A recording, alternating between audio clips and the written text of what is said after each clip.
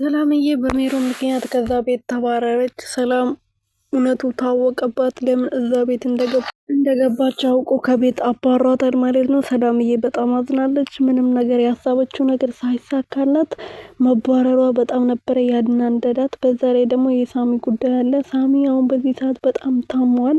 ምንም የሚያስታውሰውም ነገር እንደ ሕፃን ልጅ እያደረገው ነው። መድኃኒቱ በተራ በተራ ነበር መደም እየመጠጠ ይገላል ተብሎ የነበረውና እሱ ደግሞ አሁን በጣም ጉዳት አድርሶበታል። ሳሚ አሁን ዝም ብሎ ነው የሚስቀው። ሰላም ቤተሰብ እንዴት ናችሁልኝ? እኔ ያለው ፈጣሪ የተመሰገነ ይሁን። በያላችሁበት ሰላማችሁ ብዝት ትርፍርፍ ይበልልኝ። እንደዚህ ቤት አዲስ የሆናችሁ ሰብስክራይብ፣ ሼር፣ ላይክ እያረጋችሁ ቤተሰብ እንድትሆኑ በትህትና እየጠየኩኝ ማለት ነው። የኔ ውድ ቤተሰቦች ዛሬ አሞኛል፣ ደብሮኛል ማለት ነው። የኔ ውዶች እንዳትናደዱብኝ ድምፄ እንደዚህ በመሆኑ ማለት ነው። አሴት ክፍል 19 ላይ እንግዲህ አሴትና ሰላምና ጆሲ ተጣልቷል።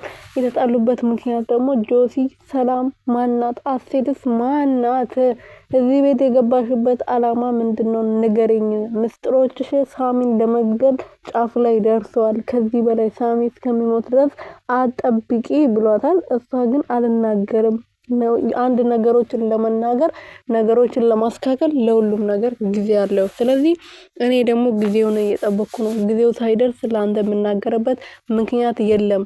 ሲጀመር አንተ ማነክስ ምንድነክስ? ለሳሚ እኔ ህይወቴን ራሱ ሰጠዋለሁ ብላ ስትናገር ህይወትሽን የምትሰጪማ አትመሲም፣ ህይወቱን ለመንጠቀቅ ዝግጅት ላይ ነሽ እንጂ በማለት ሰላምዬን ተናግሯታል። ሰላምዬ እንደዚህ በመናገሯ በጣም ከፍቷት እያለቀሰች ነበረና ያው ብዙ እውነት ነው። ጆሲ እውነቱን ብትናገር ጥሩ ነው። ሜሮን ከዚህ በላይ ርቃ ሳትሄድ ሜሮን ካላስቆሟት በጣም ክፉ ናት። ብዙ ነገር ማድረግ ትችላለች ማለት ነው። በዛ ላይ ደግሞ አሁንም እያረገች ነው።